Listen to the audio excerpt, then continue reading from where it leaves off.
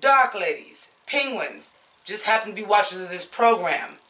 My name is Envy Adams, and you want to talk about dark doppelgangers?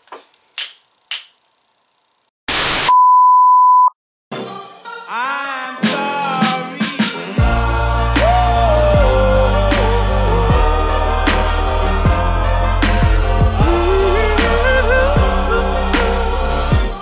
I'm sorry.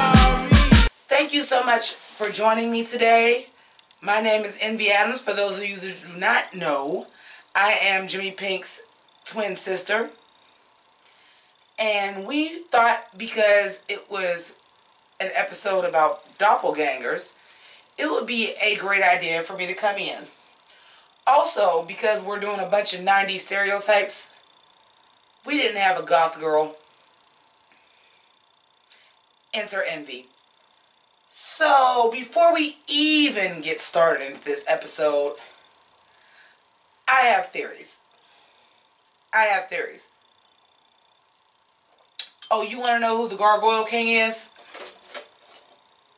Because I'm calling it right now. Claudius Blossom.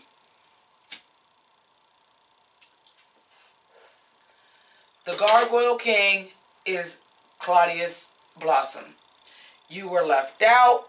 You had a foster sister, that they were vetting for redheads to groom as a sister and then as a mate.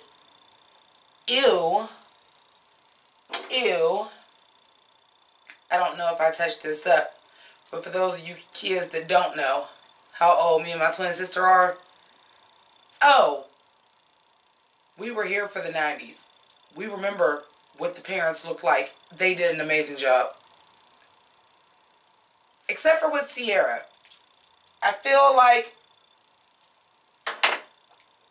at the end, with like the wig, that looked a little bit more like Robin Givens than what they did earlier today. But I digress. We have a lot to unpack here. First of all, let me say this is my favorite episode of Riverdale of all time. This is my favorite episode of Riverdale of all time, and maybe because I'm a little bit older than y'all, I was more interested in the parents anyway. Now, what some of you guys may not know is that this was, as Riverdale tends to do, is pay homage to a lot of different things. This was clearly the Breakfast Club. That's why they had Anthony Michael Hall as the principal. Hey, Anthony Michael Hall. I was a little bit disappointed he got killed off. But hey, he cost a lot of money. Y'all can't bring him back. That's number one. Here's where I had a little bit of a problem with it. We've always set Riverdale in a we don't quite know what time it is. You very much clarified that this took place in the 90s. With Alice's whole speech about Winona had Johnny and all this stuff, you made it very clear that this was the 90s, which I knew. Which is why I have on my 90s goth instead of my usual goth. I have on my glasses because I wore glasses in the 90s. I was like, don't even worry about the context. I wore glasses in the 90s. The problem with that being is all the music was from the 80s because you were paying homage to the Breakfast Club. Now, your target demographic of Riverdale may not know the difference. But again, and I've discussed this with you before, the original teen comedy as far as America was Beverly Hills 90210. Hi, Fred Andrews. So you have a lot of people my age that are watching Riverdale because we are first generation teen sitcoms and teen soap operas and we still follow them. So they knew what they were doing. A large part of Riverdale's success is older people watching Riverdale still. And they did a phenomenal job with that because if you grew up in the 90s, like I and Jimmy did, oobly poo, shout out to my sister. I had to give her a little tongue pop because I know she is pissed she let me do this episode once we watched the episode. I'm like, oh, bitch, you already told me I was doing the review. Ain't no going back now. I know she pissed. My favorite episode, Jimmy's favorite episode by far. Jimmi is disappointed in the ending, but let's get into the shit. Enough of the talk, the predictions. I do still think that Claudius Blossom is the Gargoyle King, and we'll get to that at the end. So, first and foremost, as somebody that is from that era, everybody was so into this game, which is basically a fake Dungeons and Dragons. Only nerds play Dungeons and Dragons. I don't understand why everybody was so fascinated with this game, but we have a mayoral shutdown. Hermione Lodge is like, no, I'm outlawing this game. As a parent, please don't play it. Betty goes to Alice and was like, listen, I got a coroner's report that said this looked familiar. You ain't tell me somebody died when y'all was kids and they lips was blue too. What's tea, sis? Alice tells the story. First of all, y'all know I live for motherfucking Alice. Y'all know I live for Alice Cooper. I live for Alice Cooper. So she's narrating everything and we see Alice. First of all, pump your brakes. Pump the brakes. Pump the brakes. So you mean to tell me Alice Cooper was a Southside Serpent before FP was?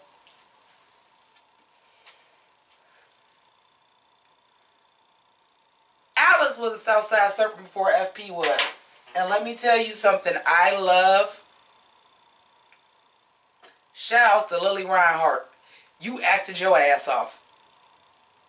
I think they said Dark Betty is gone. I think they need to bring Dark Betty back because you playing Alice Cooper was fucking gold.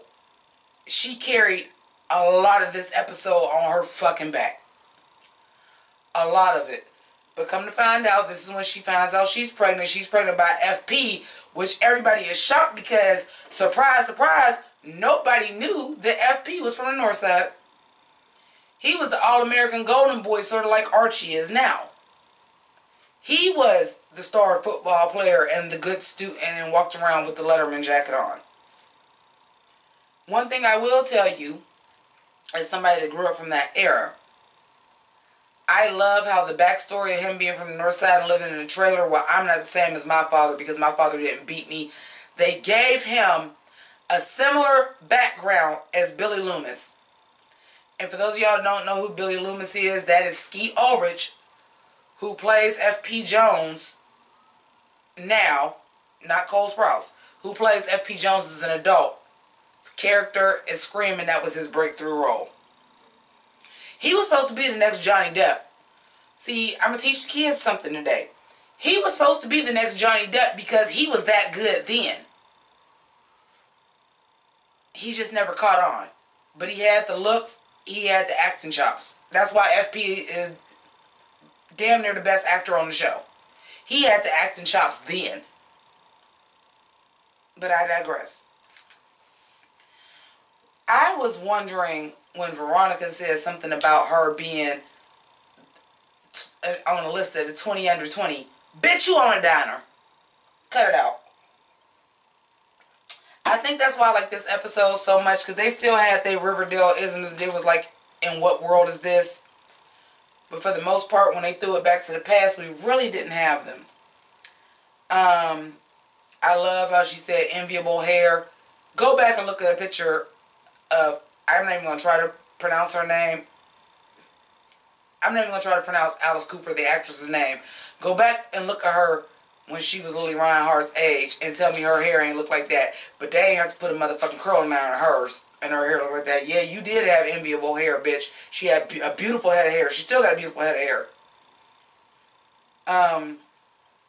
But they said FP blew her off for a cheerleader because FP was trying to be something he wasn't. That threw me for a loop. That threw me for a loop. I wasn't ready for FP to be a jock. I wasn't ready. I'm like, FP is a jock? Tell me y'all seen that coming. Anybody? I ain't see that coming. Penelope was a straight up nerd and a teacher's pet. I kind of saw that coming. What I didn't see coming, when they were calling everybody's name, and it was Alice Smith, and Hermione Gomez, and they said Penelope Blossom. I'm sorry for those of y'all that don't follow Ruby. I was like, is this a Weiss Schnee situation where the father took the mother's name because the mother was the one that had the money? I was confused. What you mean Penelope Blossom? Her name was Penelope Blossom in high school? Is she already married? Like, what's going on? Y'all, when they spilled that tea about they had gathered up, she was an orphan, and they had gathered all up the redheads because they was grooming her to be his brother and then his lifetime companion.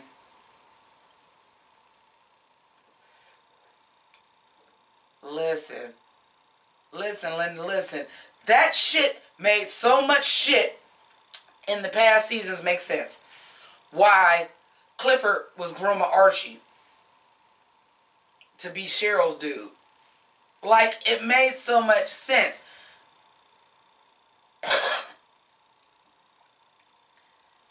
Like, you a Blossom, but you married your fucking foster brother. Like, you was a foster child or an adopted brother or whatever, but you married him. They gave you the last name of Blossom already. You didn't have to marry him. You was a Blossom. That shit wild, man. And now, that little tidbit gave us so much sense. It made so much sense of why they are the way they are. She grew up in the Sisters of Mercy. You know how fucked up that goddamn place is?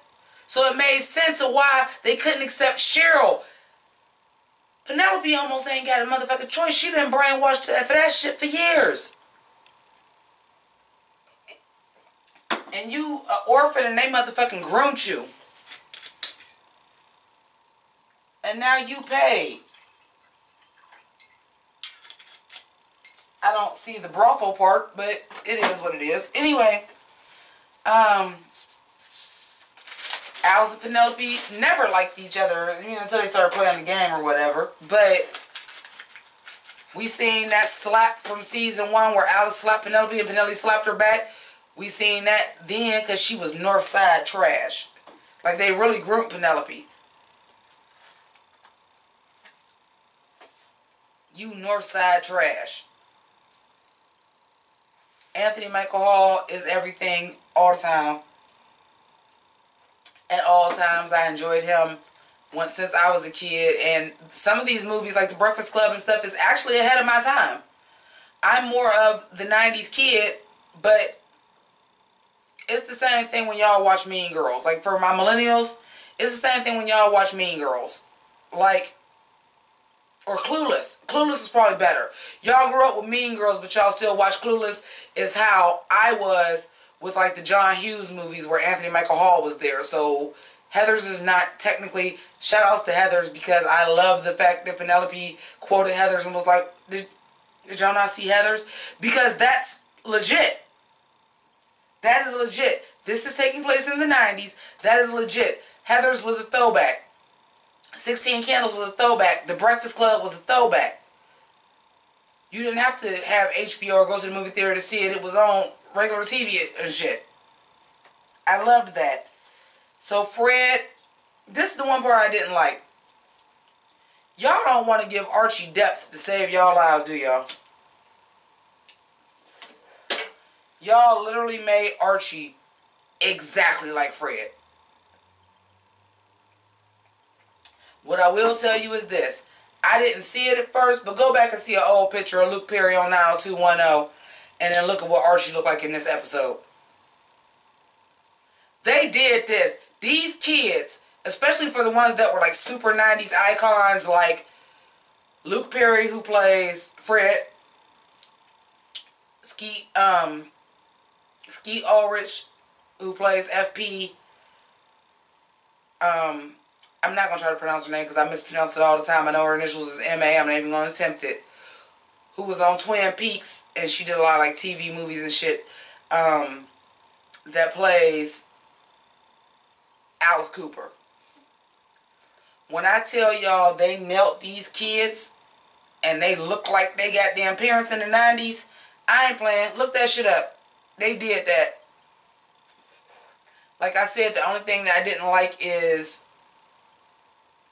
they had Josie in natural hair. Black girls was not wearing natural hair in the 90s. The most natural he was going in was braids. I wish they did a better job with that. Like they showed her and Tom, Kevin's dad, at the end. And then like she had like a wig. It was like, I just wish they would have went back and seen what Robin Givens really looked like. She should have had on a wig the whole time, because black women being proud of their hair and wearing natural hairstyles is really, really recent. It was the 70s. They was doing a little bit in the 80s. They got some weave that looked a little big, but looked a little bit more natural. In the 90s, that shit was out. It was relaxers. It was straight hair. It was weave. It was braids. I wish she had cornrows at some point in time on an episode. We really wasn't doing that in the 90s, but I wish they would have like put her hair in like TLC, like ponytails or something. That hairstyle for her was wrong. Y'all must ain't got no black people in the writer's room to tell y'all. Robin Givens must not have been around to say my hair didn't look like that in the 90s. But other than that, I was here for it. Apparently, Sierra sang. Apparently. I like the parts that they played where they had the siren, the thief, the sorceress, the honorable knight, and they all fit their characters to what their kids ended up, what they ended up being as adults.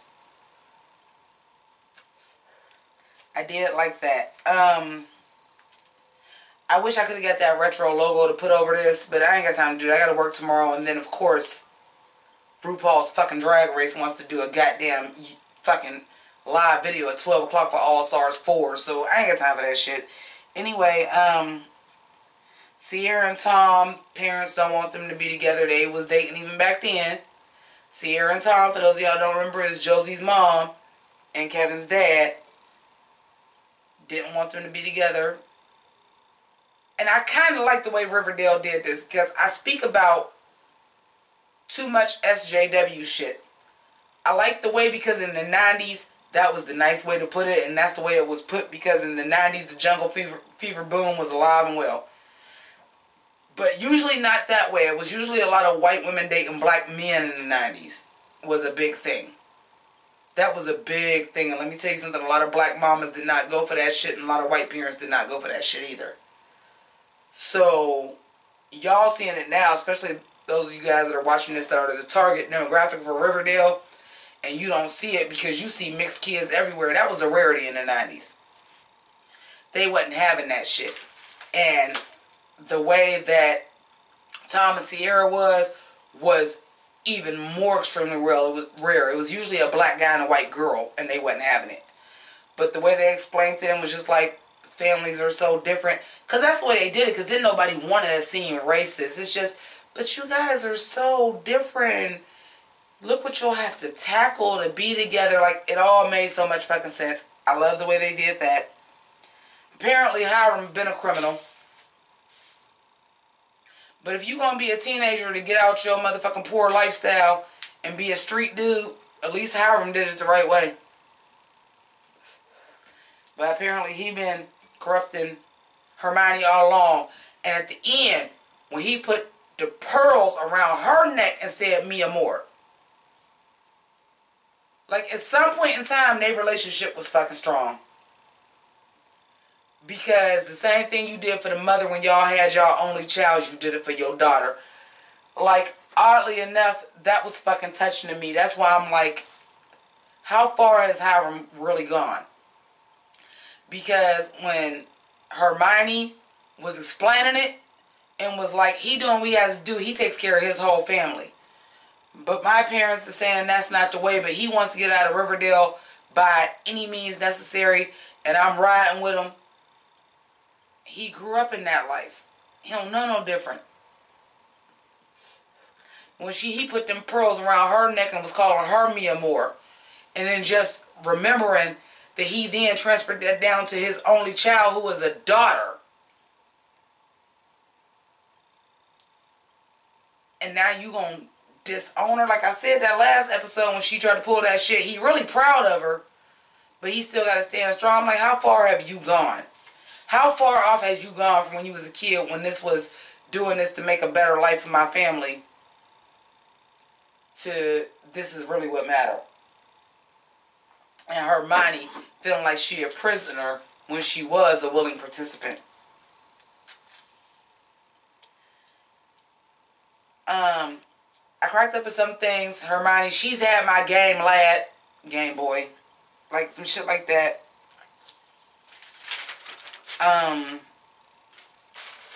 What is with all the drugs tasting like candy in this universe? I want to do drugs in the goddamn Archie Comics universe. Jingle Jangle is pixie sticks and pop rocks will get you high. I want to do drugs in the goddamn Archie Comic TV universe. I want to do some of them goddamn drugs. They sound like they taste delicious and you have a good time and nothing bad ever happens except for your principal died. But remember, G&G was just in there because Hermione picked the lock. Maybe it was the parents' game all along, or maybe not. Maybe it was Claudius Blossom, because I'm sure he hadn't ran away yet. They was in high school. He hadn't ran away yet. Feeling left out. He must be the second born twin. I can relate.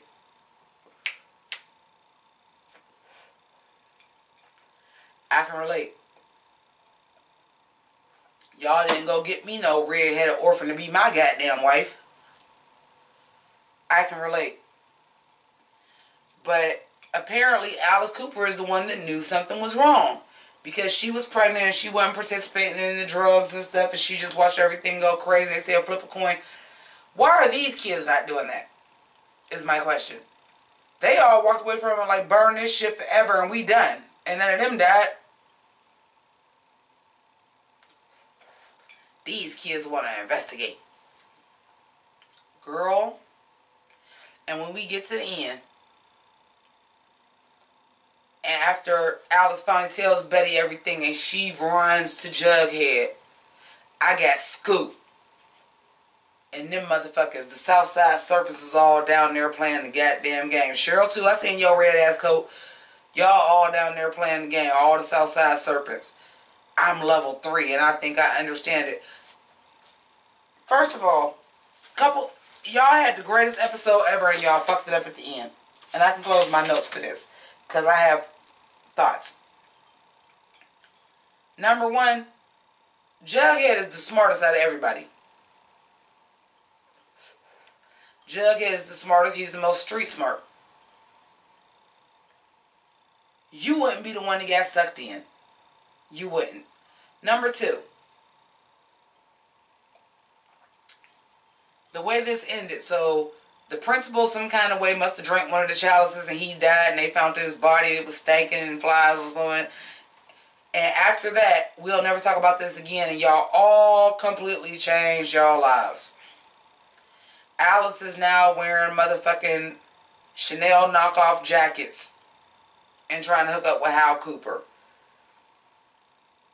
Penelope decides it's scary. Penelope was the only one that I understood. Like, I've been groomed for this. I stepped outside of this and look what happened. This is what they want me to do. This is what I'm going to do. I don't ever want to step outside Thornhill because it's not safe. She was the only one that shit made sense. FP. I don't want to be a jock no more and get the fuck out of Riverdale. Which you would think some shit like this would make you focus more on getting out of Riverdale. I'll just go ahead and join the Southside Circus and start drinking beer.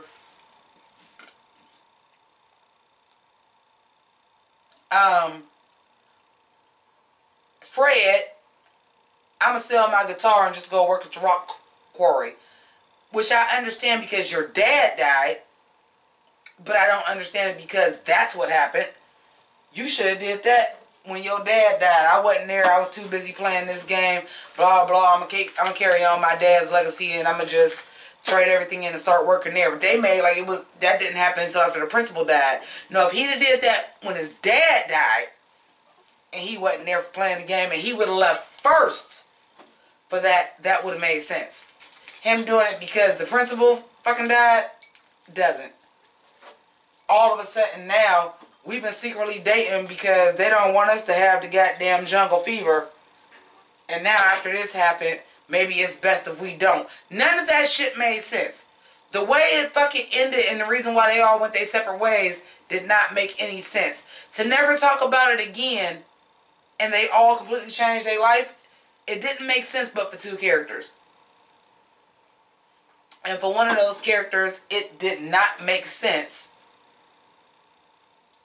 for them to do it after the principal died. It made more sense to do it after the father died.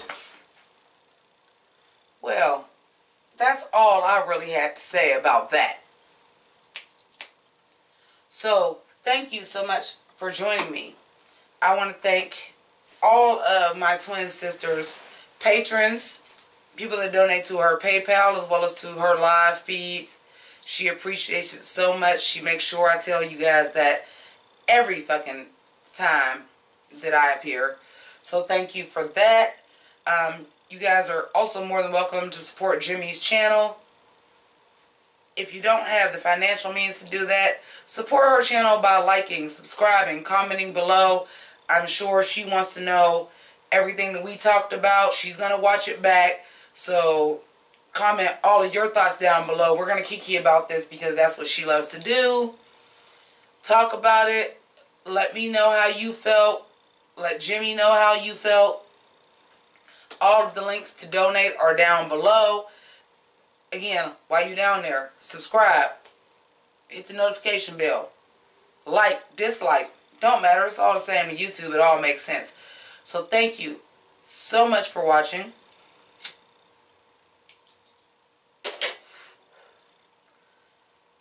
But I gotta get the fuck up out of here.